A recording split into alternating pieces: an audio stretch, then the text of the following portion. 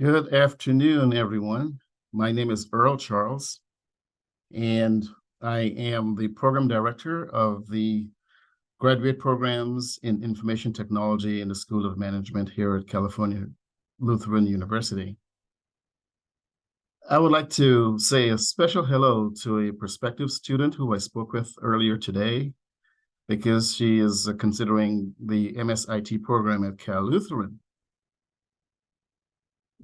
In our conversation today, I told her about a session that we'll be having this afternoon on artificial intelligence. And of course, I then extended an invitation to her. So Rebecca, if you are in the audience, I know that it's approximately 2:30 a.m. on November 30th where you are.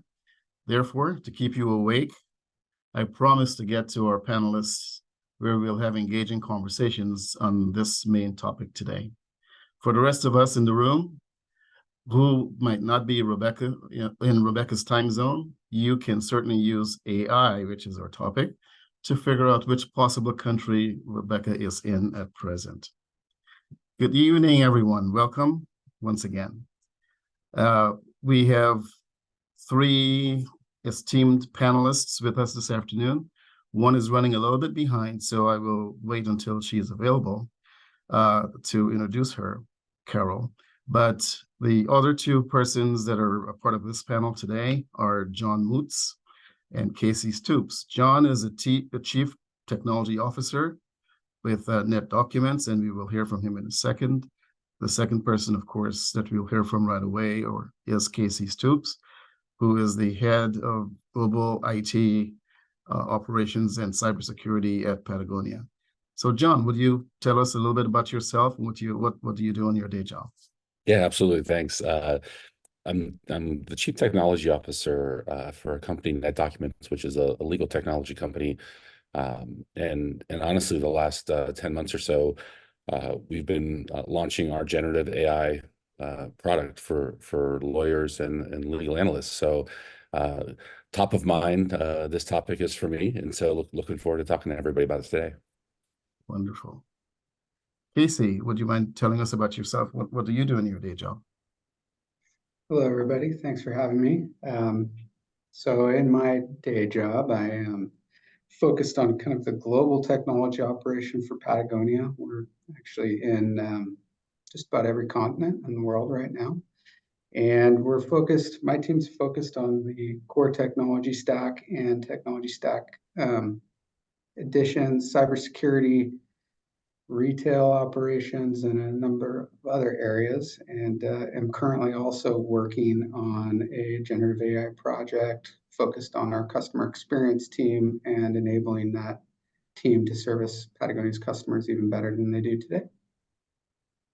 Wonderful, wonderful. So I don't think we have Carol with us as yet. Team, if you see Carol, just let me know and I'll have her join us. But so Casey and John, I'll just jump right into it and I'll ask you some questions. But before I do that, I'd like to invite the audience to participate in this session today. If you come up with a question, just post it in the chat and we will then consider your question and pose it or them to the panelists as well. So don't forget, just enter your questions. But I have a few. And I'm hoping you'll not be hearing all from me, gentlemen, but let's take it from there. So let's do a bit of a level set, if it's okay with you. A lot of people heard of AI primarily in 2023. Once they heard of ChatGPT being released, that was released to the general audience late last year. But what was your first exposure to artificial intelligence? I'll start with John and then jump to Casey. Yeah, sure. It's interesting because it is so prevalent now. I think my first experience was in around 2013, where we had patented some technology around AI, and back then it was 20 people on a team working months on algorithms to get this much done with AI, and probably $30,000 in compute to do it. And so it's been around for a long, long time. In fact, I'd probably say it's at least since the early 90s is when it really started taking shape with some of the compute that came to market back in the 90s. Wonderful. Casey, anything to add to that? Yeah, I think about the same. Actually, one of my high school classmates ended up going to Caltech right out of high school to work on AI projects and is now working on AI at Amazon. So yeah, been around quite a while. I think work-wise, the first exposure I had was more around kind of John and I were talking earlier, machine learning, using kind of computer algorithms to learn what's happening really around operational technology and help us automate and do things much more quickly. I've seen it become very prevalent in the information security space in the last couple of years, even before we started talking about generative AI as well. Well, gentlemen, both of you just used this term generative AI in both of your points a moment ago. Many or a lot of people don't know that difference between AI and generative AI. Would you tell us what is that difference? How do you differentiate the two? And Yeah, give us some I'll examples if you don't mind. Yeah. Yeah, I'll go first. I like to bring the kids into it. And so um, call it 6 years ago, had an AI company. Same thing, had multiple teams writing algorithms. And so what you had with AI is the companies with large sets of data would build neural networks. And the neural networks were what you built your algorithms on, but you were responsible for building those algorithms. And so a lot of the AI up until about 2023, probably more like 2022, was a lot of teams building algorithms and really complex computation on top of those neural networks. What generative AI has done is they've essentially solved the algorithm problem, and they're using human language to generate responses from AI versus complex algorithms that are kind of written in zeros and ones, right? And that's what's changed. And so when you think about what I was doing, we again months and months of developers building code. My son now sits in his room and can generate a Rembrandt digitally on his computer with his view and his perspective of what that Rembrandt might be in about 45 seconds with human language prompts to generate that within code. So that's the big difference is it's using human language as a programming language is probably the easiest way for me to describe it. Wonderful. Very good. John, Casey, I'll get to you in a moment, but I'll go back to John for a moment here, off script a bit too. Oh, good. You seem to have some background in artificial intelligence that go a long way back. Could you tell us a little bit more about that?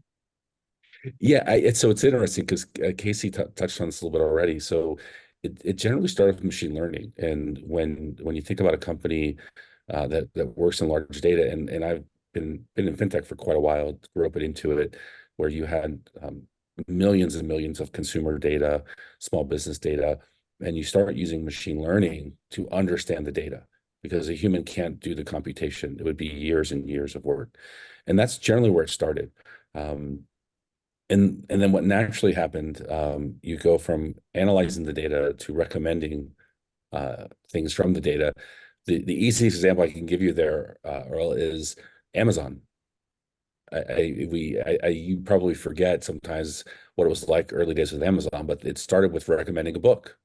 Yes. They did machine learning on the data and then used very soft AI to make recommendations on the book. And what's interesting is as the technology advanced, and more importantly, as the compute costs became much more affordable and available, it allowed companies, startups particularly, to move much more aggressively with AI. And that was 3 years ago for me. We started a company with 4 people, and we were competing with Amazon and Microsoft in an AI space because it was readily available at a very cost-effective price. Ironically, from the same companies we were competing with, which was interesting. So I do think of it as availability. And for those of you out there on the audience, you'd be shocked what level of compute and GPU you have in your iPhone and Android device today. A lot of the things you see, you could literally do on your phone today that 5 years ago would take a server farm. Thank you so much. Thank you. Again, to the audience, don't forget to post your questions, but I'll continue with mine. Casey, I'm going to come to you next. So tell us a bit more about your company. What does your company do? And I know what you do for your company, but what do you do, or what do they do? And how do you believe AI will impact your company on a short-term and long-term basis? Absolutely. So for those of you that don't know, Patagonia is a clothing manufacturer. We don't actually manufacture the clothes, but we design and kind of build them overseas. We do a lot of stuff internally that other companies would outsource, though. So marketing, photo, copy, edit. And where I am seeing it impact was actually pretty surprising. I obviously in the technology operations space, we've been using, to John's point, machine learning for quite some time, helping to automate tasks and sift through data. What was really interesting to me, though, is I think where I first started hearing the buzz around AI was coming from my human resources department, that was some of the least technically savvy folks in the company. And, that's, I think, was the wake-up call that, to John's point, you don't have to be a technologist to interface with this very, very powerful computation model any longer. You don't have to understand coding. You don't have to understand, kind of the back end infrastructure and how you're impacting that. It's all been abstracted from you. And so, we're looking at it in terms of, really our operations first. I think we're cautious in terms of the creative process and some of the risks that you've heard about in that area. But in operations, things like human resources, we're going to be implementing a tool to help review and recommend people coming in. We get so many applications for a single job. A single job might get 3,000-4,000 applicants at Patagonia. It's overwhelming to recruiters. We're going to be using AI to help sift and prioritize resumes. We're going to be using AI to help educate our customer experience. I mean, we guarantee products for a lifetime. I don't know if everyone realizes that, but you buy something from Patagonia, it's guaranteed for life, which means that we have to keep product information essentially forever. And our customer experience agents are expected to be experts on our product. Well, there's no way you can be an expert on every product over a 50-year lifespan of the company. And so, we see our initial forays into AI really being helping with our information overload. Like I mentioned, customer experience, or what you might consider customer service. We think we are going to see very large increases in productivity and our onboarding time that will result in direct savings as well as better service to our customers. And then, longer term, like I mentioned, we do all of the edit work on our website, and what was our catalog, that's all done in-house. And so there's a lot of benefit from a cost savings perspective in enabling those teams with these tools to be more efficient, so that we don't keep having to kind of expand headcount and add more and more people as our business expands. I think we're much more cautious, though, in terms of our actual product, the creative process, and being very cautious of kind of intellectual property rights and how that might be implicated in, just kind of sending everything through generative AI tool, thinking that, you're copyright risk-free. I think that's an area we're being a little cautious on right now. On that same point, and John, I'll come back to you, but I recall, Casey, you and I spoke maybe about a month or so ago, and you shared an experience with some company that did some code testing, loaded up the code in AI, and Samsung. They tell us a little bit about that. Yeah. Do you recall the story? Yeah, I mean, you can Google it pretty quickly, or use an AI tool, but you will see that, Samsung's a big chip maker. their software team that is focused on their chip architecture software, what they use to actually design the chips. They uploaded the code base into OpenAI for debugging and essentially lost control of their entire code base. It's, when you're using these free publicly available tools, you and the data are the product, and they now have their product in their data set out of control. Go ahead, Yeah. Joe. So it's I want to build on that, and there's a question in the chat too, and I think we'll tackle that too, if that's all right. It's around the impact to IT job market, and I think the thing that Casey said, which just jumps out at me, and we talked about this 2 weeks ago with our board. There is an initiative within many companies, not just ours, and every C2 I talk to, peer group. Every segment of the business is expected to understand how they're going to drive efficiency with generative AI. In fact, in our group, we have to have a plan by January, end of January. Every business leader, all of my peers, have to have a plan on what is your generative AI approach to drive efficiency and cost, either cost down or market up, from a revenue perspective. And that's very common right now. The thing we talk about all the time, Earl, is generative AI is essentially like understanding Office productivity suite for new employees. The expectation we have is that our next generation of hires in every segment of the business will need to have some level of certification for generative AI in the next 2 years. And when you think about the impact to the job market, which is the question, it's funny because there's a there's a group of people that are, I call it my wife. My wife thinks this Terminator generative AI is coming to get us, and we're going to have essentially a digital god in 3 years, and we're all going to die. That's one side of the equation, and there's fear and FUD around jobs. I think I'm more optimistic, where I think you have to lean into generative AI, understand how to use the tool, because it really is a very quick learning curve, and then come to the job market with opportunities to improve within your role, within your segment, leveraging the technology, just like you would leverage Office. I mean, think about it. Like, when did email get introduced? What did we do before email? Right. I mean, it's very similar. And when you start thinking about historical changes in technology, while this is significant, we generally survive, and we survive by leaning into the technology. Yeah, I would strongly agree with John's comment. And, in terms of the job market, yeah, there's going to be some impacts, but it's also a huge opportunity when there are large disruptions like this. People that are early in gain huge advantage over people that resist and want to kind of stand on the fear side, right, and resist it.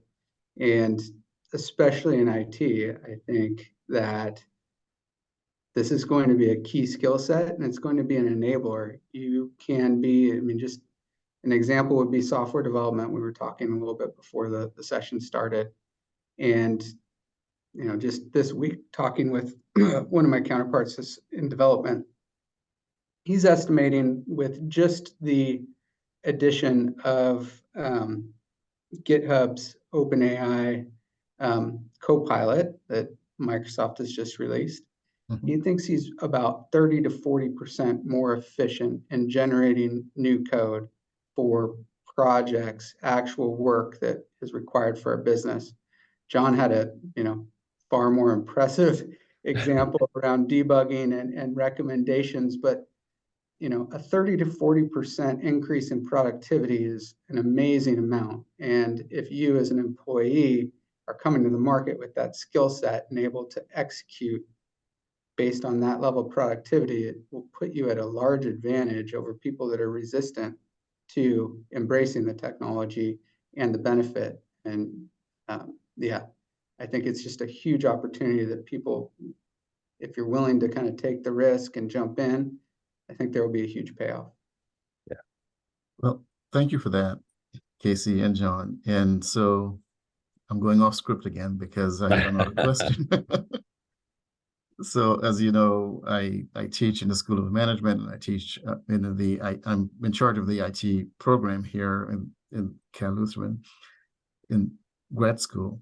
So what advice would you give me to give to my students? What kind of training would you suggest? And many of them are on the call, so but just be Yeah. careful about how you would encourage them or discourage them. Okay, but what's your So, advice?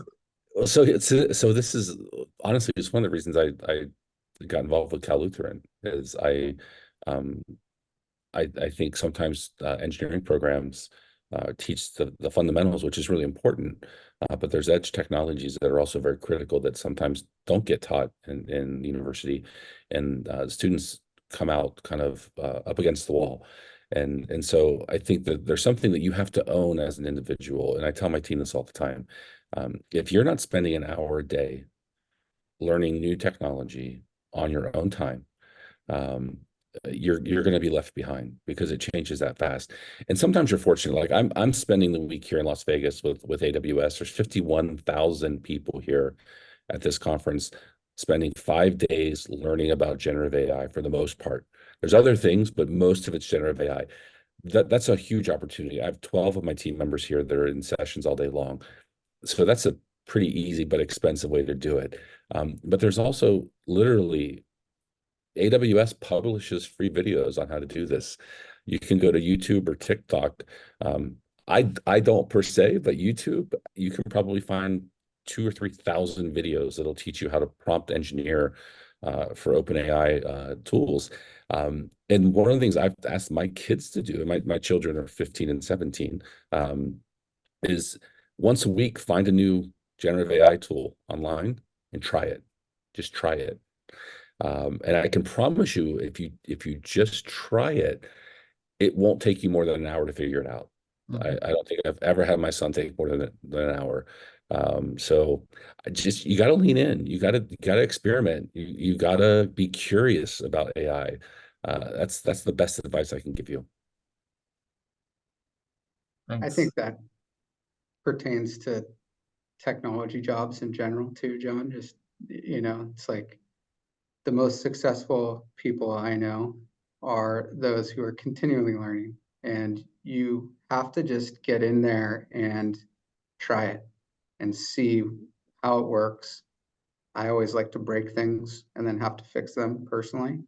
A little harder to do with AI, but like that was kind of one of my more recent things was a kind of hackathon event where you're trying to break the AI with prompt engineering. And you learn a lot when you break things and just dig in and have to try and dig out of the hole you did. And I think there's a lot of valuable experience, not just in AI. I wholly agree with what John said, but in technology in general and technology careers in general. You got to take the personal time. Nobody's going to do it for you. You got to jump in there. You got to learn. You got to lean into it, and don't be afraid of it. Just try it Yeah. out, see what works, and you will find, especially with these new technologies, they're pretty quick to figure out because of the natural language. You're not learning a coding language, and there's a ton of resource out there. YouTube is pretty wild. How much is there? Yeah, and I think the other thing is if you just even want to get very narrow, just follow the three or four big companies, right? It's Google, it's OpenAI, it's now XAI, um, and you have Amazon, generally Amazon and Microsoft. You have essentially five behemoth companies that are driving 90% of the innovation in the space. And if you just follow them all on whatever social media platform you're on, you'll get something every single day that's new and interesting. I promise you. Thank you so much. I'm going to go to a couple of questions that are in the chat. Let's see. Um, so one person asked, he or she did not state who they are, but they said, I've heard that, and in quotations, if it's free, then you are the product. Can you please expand more on that and how it applies to generative AI? Basically, they'll have all of your data, but your data is out there anyway, right? So, Uh, go ahead, Casey, go ahead.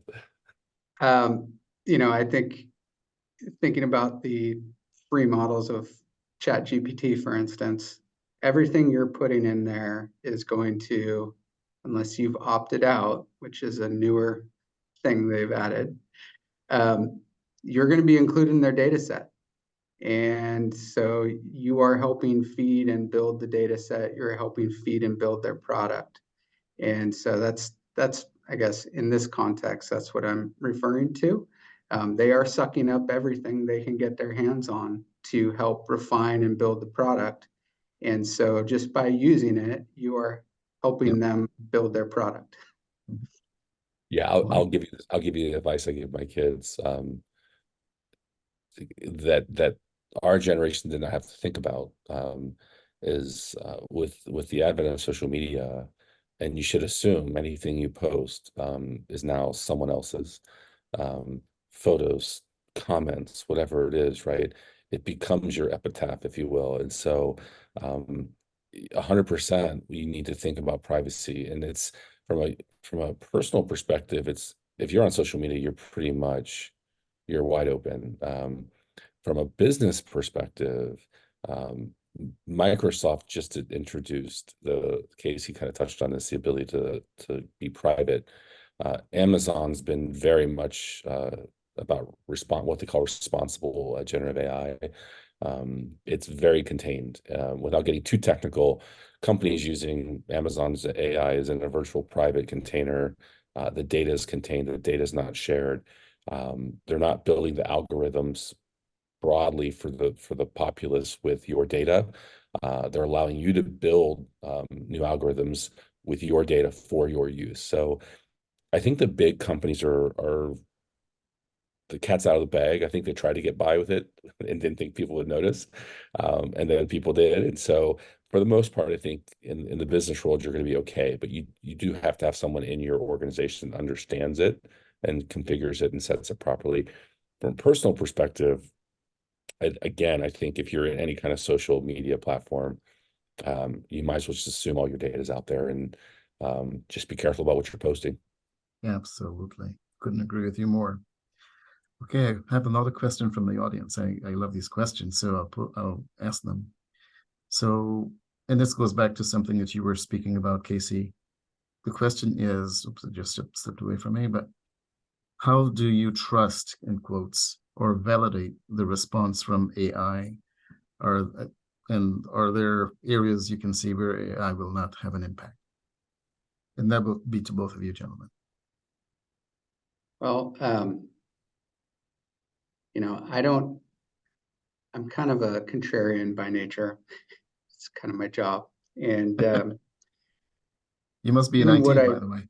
Yeah, given what I know about it, I'm looking at responses from AI as a starting point, right? Because I don't trust it still. I think there's been huge improvements in terms of the reduction in hallucinations, but even in our internal tests where we've trained it on our own product data, I have seen it make wrong inferences, because essentially generative AI is a predictive model, right? You're looking at a vector database, you are converting your question into numbers, and it is doing a probability analysis against what you asked based on, chunking your question into these numbers and looking at that, how it might predict what the response to that is. I mean, there's obviously a lot more there. So I just innately don't trust it offhand. I wouldn't, again, somebody I think in the question was asking me, would you use it for legal purposes or, law? And I think, yeah, it's a great starting point, but you've got to trust, but it's like that trust but verify, right? Verify. It'll get you off the ground, but you better be checking that the facts it's spitting out are actually correct, because we've already seen this happen. It's been in the news. I think some lawyer actually used it to cite case law that didn't exist. Wow. And so I think it's hugely powerful as a starting point right now, but you need to validate and verify almost everything it's generating that's fact-based. I think that the language and the verbiage is super powerful, comes out natural, helps you fill the page, but the actual facts, you better just verify most of them. it's interesting, the legal side, since that's the space I'm in. And we do our product essentially can take a 1,000-page deposition, summarize it, generate the brief, generate the motions, submit the motions with DocuSign, all AI based, 100% AI based. And so there's a couple of things. One, we always include human interaction, always in the workflow of the product. And so we require a human to review it as part of the workflow process, to the point Casey made. The thing that we are fortunate to do is the data we use is our customers' data. It's their documents, it's their case files. The attorney Casey mentioned, if you connect out the Lexis or those massive legal public legal databases, the AI generated a fake case because it wanted to solve the problem for the lawyer. So it just generated a case. In our world, we're siloing the data to our customers' actual legal documents. And what we found is the actual AI will actually respond in the tone of the firm or the lawyer. It learns the tone and the taxonomy based on the data because it is so specific to the firm, which has been really interesting. So I think siloing the data and controlling your data set is a way to really improve the trust, if you will. And then just have that human interaction.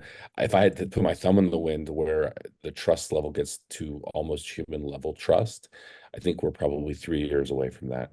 But it's 3 years is going to come very, very fast. And in a lot of cases, you don't need the trust. The code examples is a really good example where it's either going to write good code or bad code. It's going to pass the test or it won't. And then those are the things where I think there's a lot more power with a lot less risk. But when you're asking AI to make a judgment, a human judgment, you've got to have human intervention at this point. And thankfully so, because then we'll all still be employed. I loathe the day where there's a digital CTO. That just scares the heck out of me. I've heard the digital CFOs are coming sooner than digital CTOs. All right, thank you so much. Let's see. There's a question from my dean, and I'll ask it because it's a very interesting question. What's with the recent turmoil in OpenAI, a letter to the board surfaced about a secret project queue, whatever. And can you talk about what the concern with the project is? Are you familiar with that? I'm not familiar with that. I think everybody's familiar with the suspicion and the supposition, but no one really actually knows. I've probably listened to 12 interviews in the last 2.5 weeks because it was a pretty fun soap opera to follow. I'll give you a conspiracy theory if it's just fun to talk about. The conspiracy theory is you have and Casey, you might have to help me here. There's generative AI and there's actually I think AGI, which is kind of the next level. It's essentially AI smarter than a human. That's what they're calling it. And the rumor mill is that the team was working on AGI after the board asked them not to and had a breakthrough. And that's kind of what caused the ruckus. Nobody knows if that's true. But that's one of the things when you hear some of the folks that are talking about responsible AI, when you get to AGI, it gets very, very scary. Even for people like me that are big proponents of AI, because then it's you get into a place where the AI can outthink you, which is really crazy. And that's the fear that everyone has, right? That's everyone's concerned who's afraid of AI. We'll be taken. We'll as humans, we'll no longer be needed in the world, and so on. Okay, thank you so much. Let's see. Anything to add to that, Casey, or you're good with that? I just think John nailed it. I mean, it was quite a soap opera. What you're hearing about artificial or AGI or artificial general intelligence, they're thinking maybe it solved a grade school math problem, right? So it's like not like it is Skynet, but the concern is that once it's past that threshold, if the proper safeguards aren't in place, it could outthink us, it could hide itself from us. And some of what John mentioned earlier, the availability of this tooling on things like your cell phone and laptops, the number of places it could hide and the number of resources it could have access to are just exponentially greater than I think anyone really understands. And so that's like the fundamental risk, right? How do you hear about, like in sci-fi movies, the 3 laws, right? Like you can't harm a human. We don't really have that in place here yet. And so the guardrails aren't up, and the guardrails that we do have are really the 4 walls within the data centers they're operating in and the security and management administrative controls they put in place. If you have something that is smart, any security control can be bypassed eventually with enough force and compute power. And so I think that's what's got people scared, is that once it starts, it could run away. And so, there's a lot of people saying, like, let's take a step back. Let's make sure we have that kind of 3 laws, whatever it ends up being called, but framework to help make sure that we've got some level of protection here at the base of what we're building on. But I'm personally not all that worried about the Skynet scenario myself. I think it's a little overblown. Got it.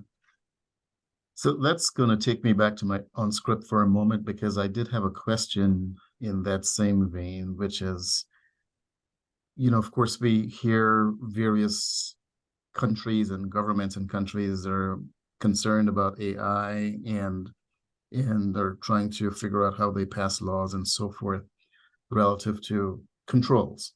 So my question is, what are the key considerations for using AI intelligence or AI, I'm sorry, in a way that aligns with policy and policy requirements? What's your thinking about what kind of policies can be brought to bear to help to shape this industry? So I'll try to put it in pretty general terms because it's a hard, so I mean, clearly one of the hardest questions to answer. The way I think about it is, and I'm not a heavy believer in government oversight, by the way, just to be clear, but things that can hurt people. Airplanes, heavily regulated. Automobiles, heavily regulated. Medicine, heavily regulated, right? These are things that can hurt people. And so AI, I think eventually has to be heavily regulated because of that. And while it's not Terminator and Skynet just yet, think about just the simple ability for deep fakes. Yep. And someone takes Earl's likeness, puts it into a situation where he's doing something politically off the wall, inappropriate, whatever it might be, and Earl loses his job. Right? Today, it's pretty easy to figure that out. Like you can figure, if you know what you're doing, you look at something really quickly and understand it's a deep fake, but very quickly it's going to be much, much harder. And I think that's why you have to have the early conversations, which are happening, which is great, to figure out how you can do it. Because I think very quickly, and quickly for me is in a couple of years, it's going to be much, much harder. And again, I'm not worried about the Skynet scenario. I'm worried about someone getting a vendetta. You're on the 101 freeway in California and someone does road rage and then deep fakes you in a scenario and just puts your life in turmoil. And I think that's very real.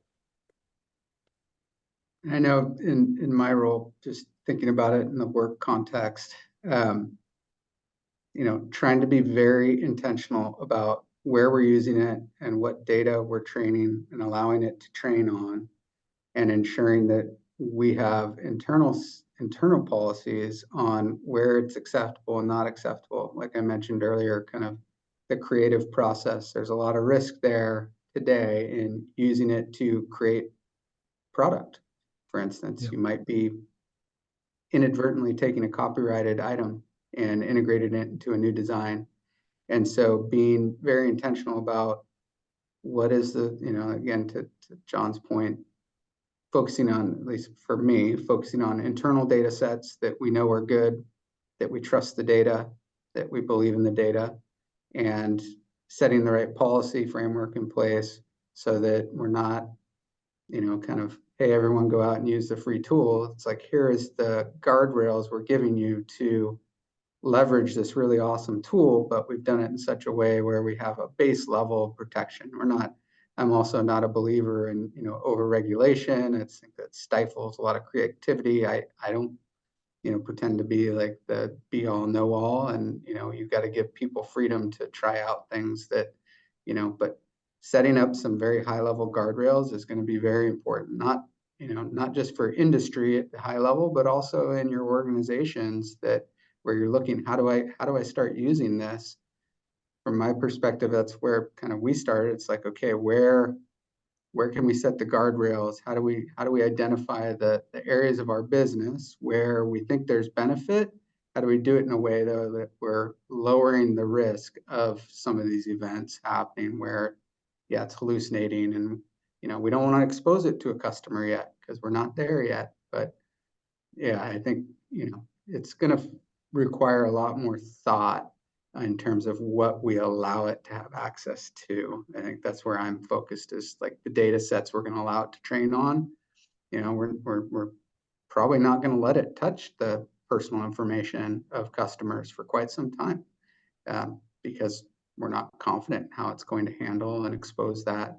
And yeah, we're just kind of learning. Again, to my earlier comment, we're getting in there and we're breaking stuff, and we're trying to do it in a way that minimizes the risk to the organization, but allowing people the freedom to try new things and do things that, not necessarily just controlled by an IT department.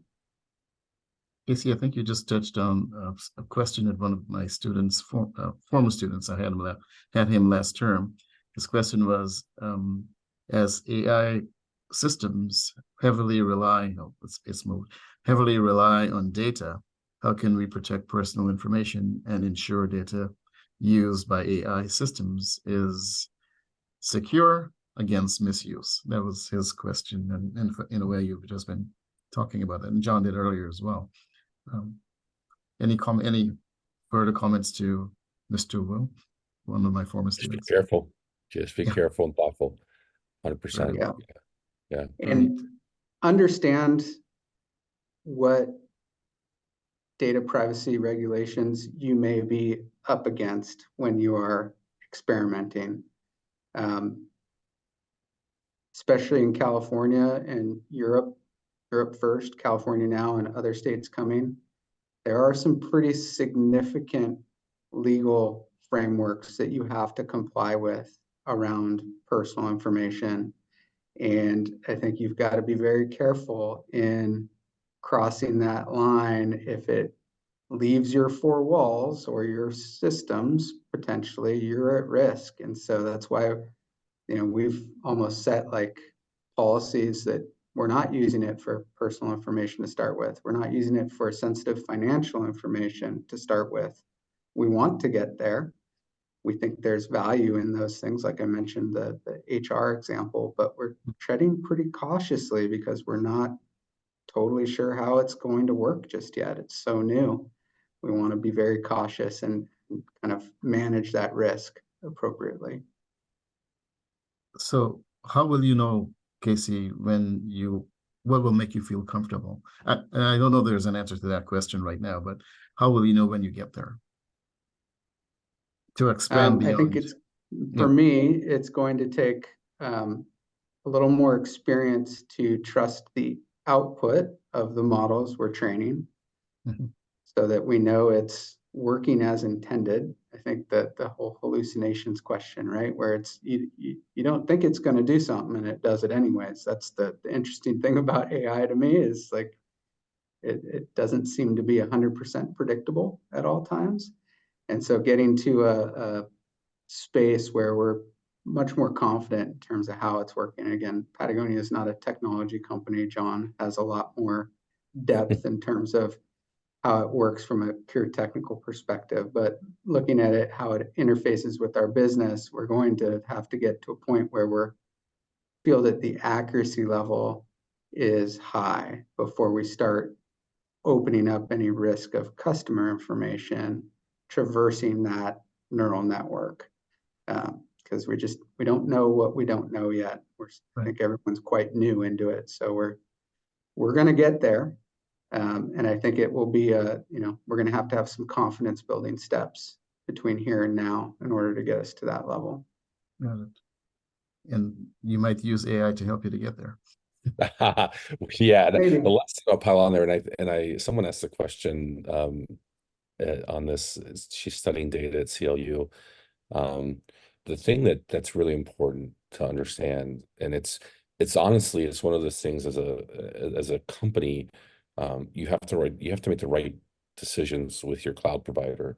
And I said earlier, I'm here at the Amazon conference. When you think about data protection, one of the things Amazon does is they encrypt data at the silicon chip level. So they're not like, I think a lot of people think of data protection as firewalls and the traditional method. Today it's at the silicon level. And so you can mitigate a lot of risk by choosing the right provider that is protecting you. And I would just say your big companies, Microsoft, Amazon, Google's a little looser with it, but even Google, for the most part, they're going to protect your data. And as long as you know how you're setting it up within their system. But even in certainly in Amazon's case, they're going to guide you to the highest protection possible because that's just their general core value. So you can feel pretty good about testing and using AI with those companies. And in fact, in our own companies, and I'm going to tie a bunch of questions together, or like someone asked, what are the tools you're using? So for us, and and just to give you perspective, another question was, how heavy are companies looking at AI right now in 2024?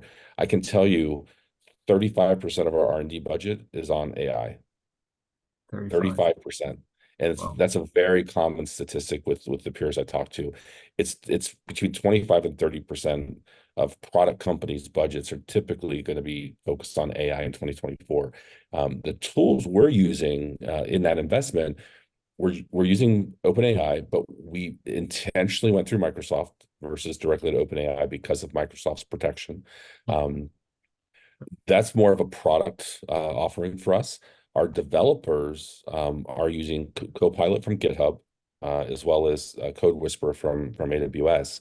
And this, I'm assuming a lot of the students here, like if you're in engineering of any kind or data science of any kind, and you're looking for a tool to play with, I would highly encourage you to use Copilot and Code Whisperer from AWS. I'll give you an example, and Casey touched on this earlier. We have what I would call a staff level engineer who is borderline architect. He is using Copilot with GitHub, and he is as productive as a team of 5 engineers by himself. Because it's writing the test cases, it's finding open source, it's compiling the open source, it's checking versioning, it's doing all the things that your QA team would do. But those are a couple of tools I would say we're deeply using. 80% of my engineering team is using Copilot right now. About 20% is on Code Whisperer. By the end of this year, 100% of our teams will be using Copilot and Code Whisperer. Totally and by the way, agree. it's like $10 a month, right? It's almost free. And you're not going to be able to avoid it soon. I mean, I don't know, John, if you attended any of the Microsoft Ignite sessions the last couple of weeks, but yeah, Copilot everything. Like you're not going to be able to escape it, quite honestly, in everyday technology. So they are going to integrate it into every aspect of their tech stacks on all those companies that John mentioned. Like it is a huge focus area because they see the efficiency gains that are going to come out of it. And I mean, there's going to be a lot of opportunity. It's incredible. And the anonymous, how do you use it to grow a business? Right, I saw sounds good today to them. literally on stage at Amazon, they built a home decorating business in about 16 minutes. It built the website, it tied into Amazon's product inventory. It generative AI. I said, what are you trying to design? What's your bathroom preferences? What are your color preferences? It provided it actually created visual examples of products. And it built the entire business website in less than 15 minutes. And when you think about that for a startup, I wish I had this when I did the startup, right? Because I didn't have a team of marketers. And so your comms, your marketing, your finance, there are tools in every segment of running a small business that generative AI today can help with that are far less risky than legal and some of the data privacy stuff we talked about. And so if you are thinking about starting a small business or friends that are starting small businesses, if they're not using generative AI from a go-to-market and launch perspective, they're missing the boat. Amazing. Thank you so much for that. So someone else, I guess it's the last question that is in the chat there, the person that's thanking you for a great webinar, which is great. But the question is, let's start from, how do you envision the future of higher education adapting to these changes? Specifically, what shifts do you believe are necessary in curricula, teaching methods, and so on? So who wants to take a stab at that? We've handled that, or we've taken care of that, and I don't know if we've taken care of it, but certainly we, in the School of Management here at Cal Lutheran, we had a whole committee of professors that dealt with, spoke on this question, and we came up with some policy around it. But I'd love your thoughts on it, gentlemen. I can tell you from experience. My daughter's at Berkeley, and they're starting to move towards handwritten versus typed, because they can't figure out what's Chat GPT or not. There is definitely some of her classes are just embracing it, treating it like an encyclopedia back in the day. I remember I was in chemistry and you couldn't have a graphing calculator. I had to memorize the periodic table when I was in college. Now nobody could memorize periodic tables to save their lives, right? And so Right. I have seen some of her professors actually lean into the technology and just understand it's going to be a part of the new world and try to adjust their perspective on what are they actually grading within the class. And so I think the only answer I would have there is the educational institutions are probably going to be the fastest impacted and are going to have to really adapt, because trying to control a student body at Berkeley from using this tool is impossible. No, it's probably not even right. Yeah. Even better, even better. No, to John's point, I think, teachers that are going and shifting to like, oh, I'm going to make everything written, they're kind of missing the boat, my perspective. It's an enabling technology and it needs to be treated as such, right? And so if I were to look at a class, right, it's like, how can they use it to help enrich the experience, right? And, we're talking about actually my friend's son is at Cal Lutheran. He's, early on in his career, he's having to do some of the general education. And it's like, why aren't he is using the tool to help kind of educate him on further and more comprehensively on the topics they're studying, right? So not just the textbook, but giving him access to a whole range of information or guiding him towards a whole range of information that can enrich the activity. I do think, however, that schools are going to implement tools to root out people that just are using generative AI to regurgitate answers. Like that, that is going to be almost impossible here. I think some organizations like high schools are still struggling with it. My wife works at a high school. They're still trying to figure out how to deal with it. But my other friend's daughters at Cal Poly, they are already checking every submission through an AI toolkit to identify things that have been done with generative AI.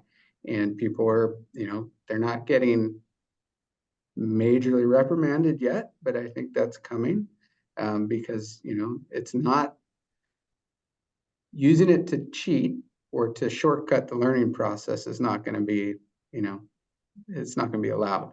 But I think if it's embraced as a way to enrich the teaching experience, what kind of prompts, I think of a teacher, what kind of prompts can you give students to help find additional answers or more contextual information and rich information about topics, I think that's the opportunity. But yeah, to the earlier point, people that try and eliminate it altogether, it's impossible. You're not putting this genie back in the bottle. It's not happening. It's not gone. So I have one last question that I'm taking from the audience, and I'll go back to my script, and then we'll wrap up after those next two questions, if it's okay. There's so many more that we can ask. But this person is asking what, and it's to you, John. John recommended playing around with generative AI tools. Can you give any specific recommendations of AI to try besides ChatGPT? Yeah, sure. I mean, here's the thing. And I'll rattle some off quickly. Scribe is a really cool tool. Synthesay, I'm going to say it wrong, is a really cool tool. Claude with Anthropic is very cool. You've got Bard from Google, which is, again, just another great generative AI from Google. Cohere is a great tool. I like Midjourney, which is images and photos and videos. If you're just into having fun, Midjourney is fantastic. It's like $10 a month, and you can generate incredible art and video, get very creative. And then if you're into engineering, Alpha Code, and we already said GitHub Copilot are two great tools to play around with.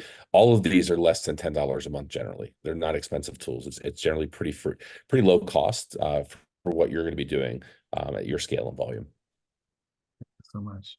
Anything to add to that, Casey, before I No, John mentioned all the ones. I mean, there's a new tool coming out almost every week, aligned with specific kind of industry verticals. So, you know, in just the recent couple months, we've seen things around the design space. So Adobe has actually released some, you know, I don't know, probably more along the Midjourney thing, but for photo retouch that is amazingly powerful to fill and do things that would take, you know, a professional quite some time to do. They're doing them in seconds.